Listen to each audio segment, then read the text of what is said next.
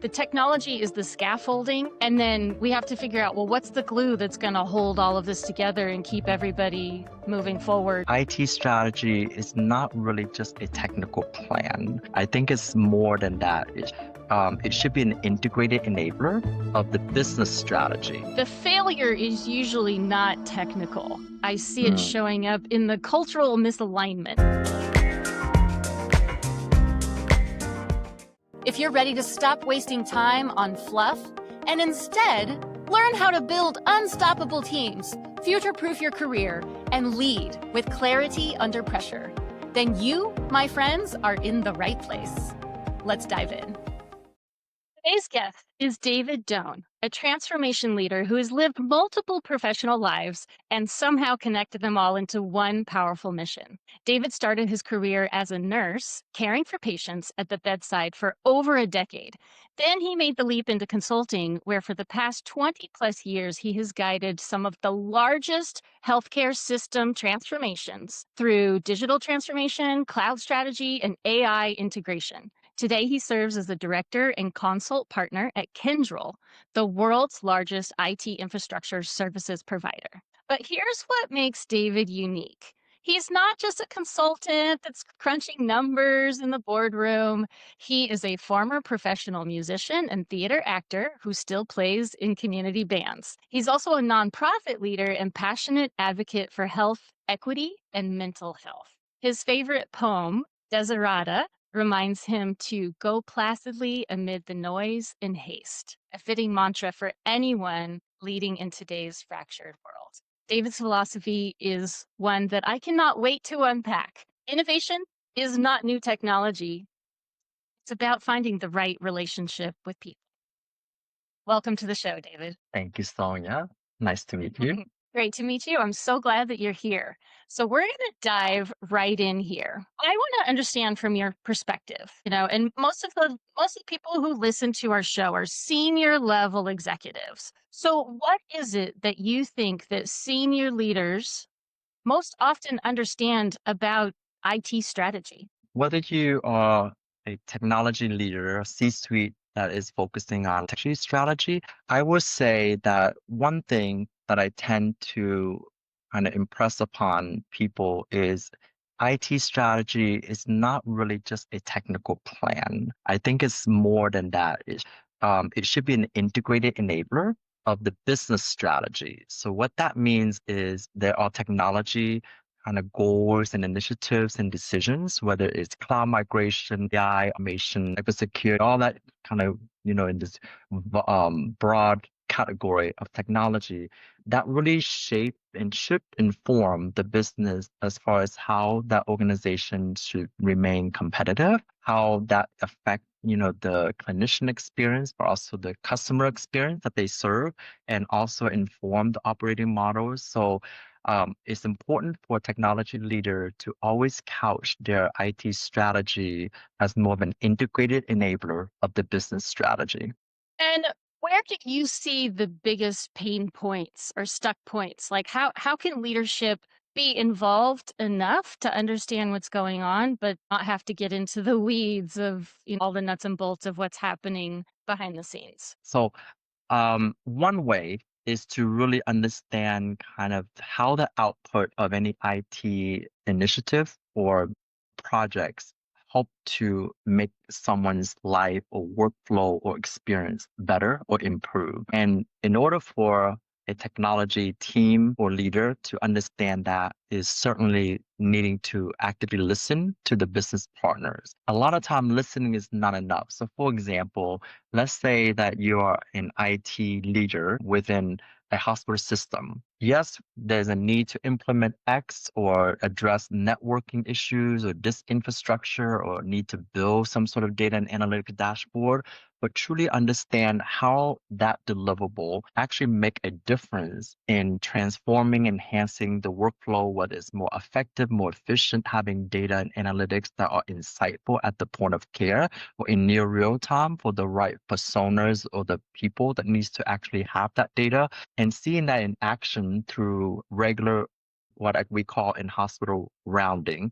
That is really when you can actually understand the impact of the technology deliverables or outcomes of that particular project, and frankly, the investment that has been, that has been delivered, to the business. And I think that is through listening, understanding, observing, having conversations, being active listener to truly understand what the pain points that the technology enablers have been able to solve. More importantly, to also be strategic enough to quantify it in a way that actually demonstrate the quantitative kind of return of investment or value and impact. There's a lot of ways that people would identify and quantify that, but then also directly help to correlate that with what I call the positive healthcare outcomes, because that's really when you resonate most with the chief medical officers or the chief nursing officers and their kind of partners, including the informatics team. That is when I find the technologists are so amazed and astonished about the great impact that they can do by having that insight and having the entire technology team to be made aware of those benefits. That's when there's a lot of synergy between the technology and business team. And they are also more engaged in building something because they understand the importance and how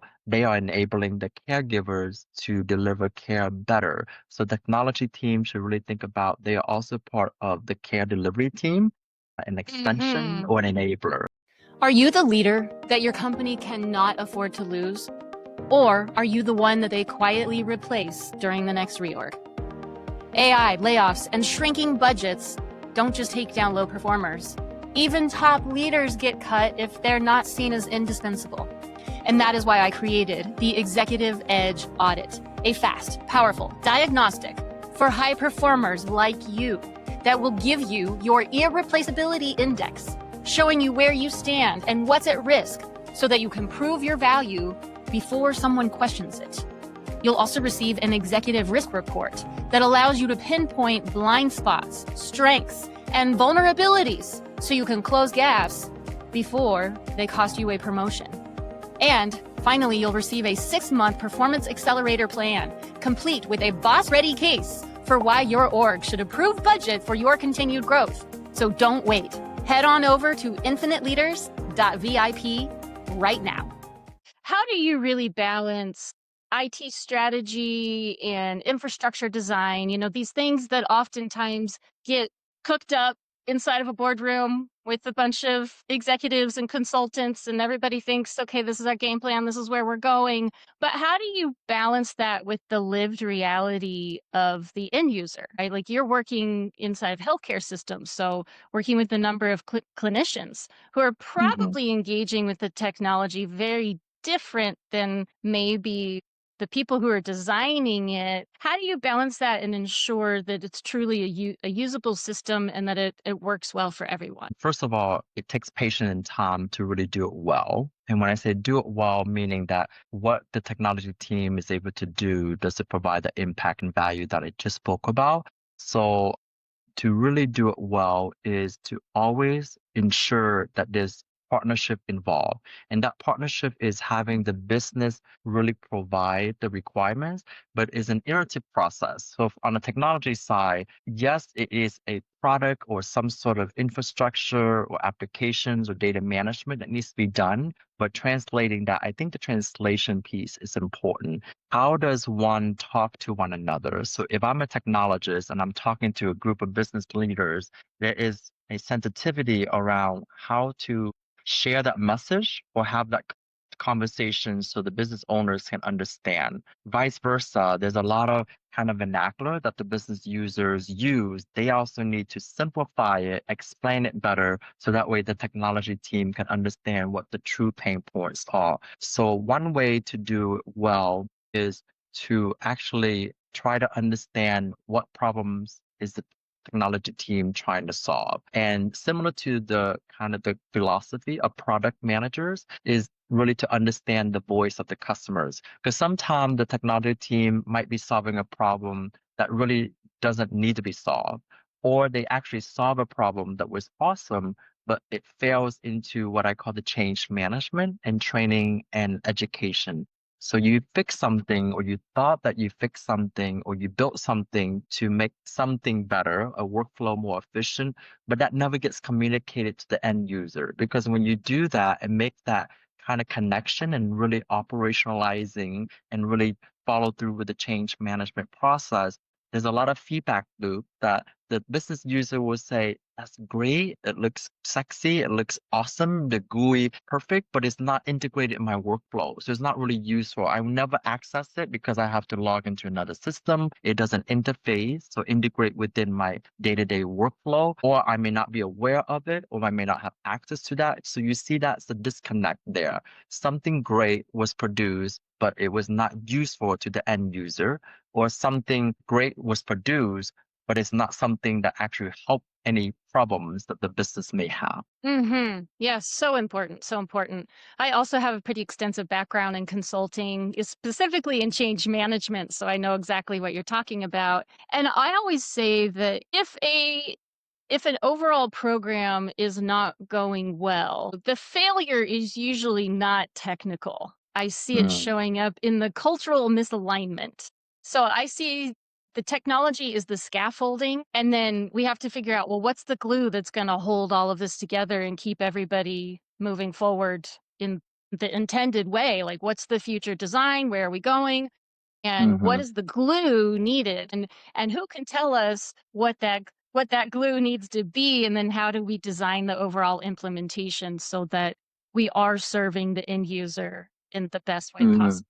Because I think mm, if we don't do that, you know, and there's so many complexities inside of what I just said, but if we don't do that, oftentimes the transformation will collapse. And then, you know, we have this multi-million dollar project that isn't mm. really doing what we initially invested in, or, you know, we started this thing, but are we ending up with what we actually wanted as the end result? Yeah, I have project management experience as well, and I have my certification as a project management professional, PMP, and I think about risks a lot. Mhm. Really impressed that within the clients I work with is we always have to have risk management at the foresight and in front of us because the and I really wanted to make sure that leaders are not just focusing on what I call financial and compliance risks. There's a financial risk when schedule is behind or delay, or there's always compliance. Healthcare is a highly regulated industry.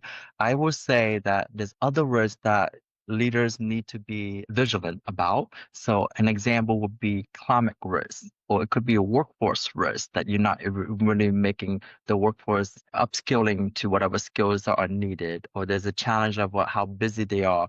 There's also digital cybersecurity risk. And I'm glad that you brought up risk management, because that's actually what Mm, I'd love to talk about more. We think about as we move forward into this incredibly disruptive future, right? We've got AI, we've got cloud, there's like so many different technologies that we have to think about. What are the biggest things that you think about or that you advise your clients about how to stay resilient through that change, but also how to think more strategically about the future of that organization, and how do we account for all of the risks so that we can future proof the organization moving forward? when I think about resilience, I want to define it first. Of course, it is bouncing back quickly as just kind of layperson quick definition of it. And I see resilience as a dimensional, perspective. So what I mean by that is more of there's operational resilience. There's also financial resilience that is necessary to think about. There's also human capital resilience and technological Mhm. resilience. What is the supply chain? Is it diversified? Is the digital, is there any redundancy to really help with infrastructure? Financial resilience is more of their scenario based stress testing, their solution, what's their well being? How do we prevent burnout? Everyone is aware of clinician supplies being a challenge. So, how is that going to exacerbate more? Well, and then the technological resilience is more of, making sure that there's cybersecurity is actually solid and there's, cloud elasticity teams. Mm.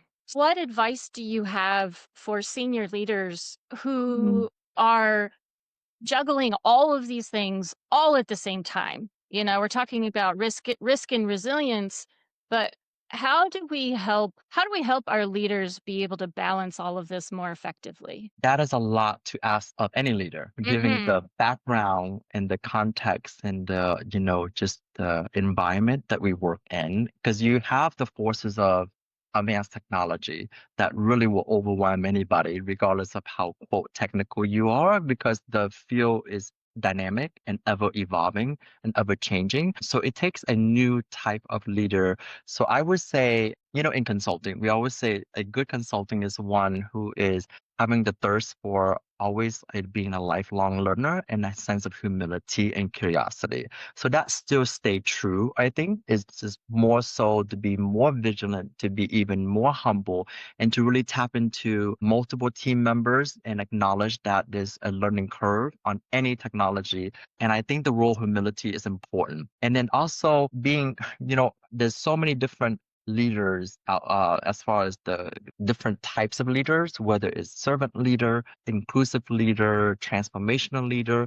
You can also add a resilient leader where that resilient leader may embody the strength with flexibility, but also be anticipatory and really be adapted under stress and pressure and really have a human centric and make sure to focus on value and outcomes and be able to combine those multiple leadership skills will also be important as well. I think that, really reaching across, different cross-functional teams and leaders is also important. So it's a lot of it is relationship where you have to build relationship across different C-suite levels because there's an interdependency, whether it is the business or clinical, but also finance and supply chain, procurement, operation. That type of leader cannot be what I call segregated or be tunnel vision in what they do. So I think those are all characteristics that the future leaders need to embody. We live in an incredibly disruptive world, and AI is changing everything right now. I would love to hear from your perspective, like how has AI already changed healthcare and IT consulting, and what's on the horizon? What do we need to be paying attention to and preparing for? Yeah, I don't think anyone can escape on a daily basis not reading something that relates to AI, Gen AI, ChatGPT, ambiance AI in healthcare is huge, and finally agentic AI. So all these things, I'm just going to clump them as advanced technology enablers. So, if I were to simplify the technology in healthcare, we've always in the healthcare industry a lagger compared to other industry to adopt technology just in general. But I do think that because of advanced technology and a lot of it somewhat galvanized by the COVID pandemic, healthcare industry say they have to be able to adapt more quickly and adopt more advanced technology quicker. There's a risk to it is everyone has an appreciation of responsible AI. We all know it, what's the role of ethics and HIPAA and all the other regulatory requirements in any country. But there's also a need to really understand how to integrate. I go back to how does this technology help to solve the problems that a clinical and non-clinical, really to understand the persona is what I'm saying, is because sometimes the technology is there, but we are not as technologists and business owners not able to really package it in a way that is solution oriented and is at the point of care that provide insight. Sometimes more data is not better. Sometimes, having more insight is not always better because it can become very overwhelming and can bog down the workflow. So there's a fine balance between, making sure the technology doesn't overwhelm someone that you literally become a robot and you forget about kind of the humanistic kind of care delivery aspect that it still needs to be there and needs to be there. And in healthcare, I think there's an element of trust and mistrust because there's a lot of mistrust between a payer and provider because we don't always remind ourselves of the shared goals that we have, which is ultimately managing a population to keep them more healthy and really deliver care in the most cost-effective manner and still be compliant and still yield positive health outcomes. All that is shared goals. And I know value-based care helps to bring that together. But at more of a tactical level, I do think that we need to hear more of the ideas that come directly from the users and really to make sure that what I call use cases for AI, ambient AI, agentic AI, etc., actually make sense and that it Mm, doesn't in some way cause inadvertent burden and risk to anything.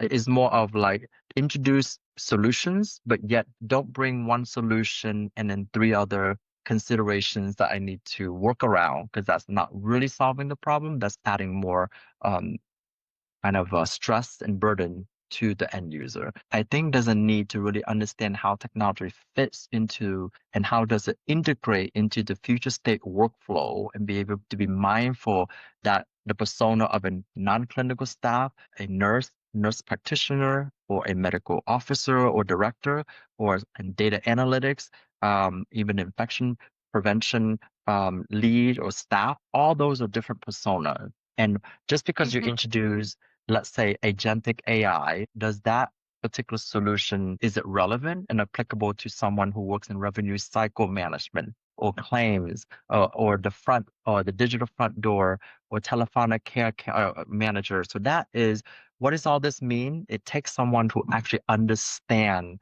these different workflows, whether, I'm fortunate enough because I have done those workflow and carry out those care delivery functions as a clinician serving in the hospital, but also on the managed care side, you need to probably bring in those experts or expertise and skills to really appreciate the type of technology enablement that will really yield mhm, impact. mhm. And David, what do you see as some of the biggest use cases for AI in healthcare? What should we be paying attention to, and how should we be thinking about how AI is going to shift healthcare and how we all engage with it? Yeah, absolutely.